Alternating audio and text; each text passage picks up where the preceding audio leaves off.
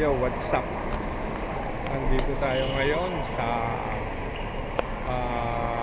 airport ng Lapu-Lapu, Mactan.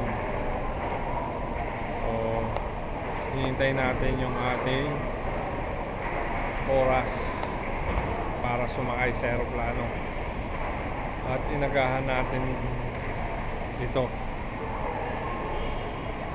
Bukas pa ng alas 7 ng umaga ang flight natin. Pero nandito na tayo ngayong alas 12 ng gabi. Siyempre, para hindi tayo malate. So, yung mga kasama natin, ayan, tulog.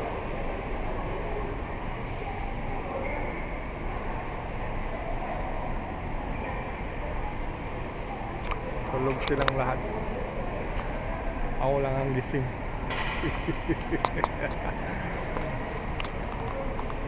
Para hindi tayo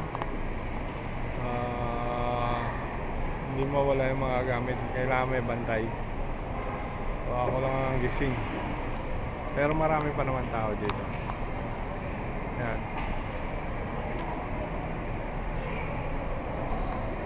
So, yung mga bagong lapag sa kakaba-landing lang na aeroplano. Yan, sila. Ang dami pa rin. Dami pa rin tao dito.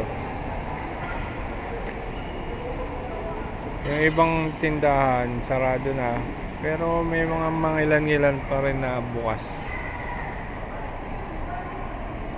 So, meron tayong anting-anting para hindi makatulog.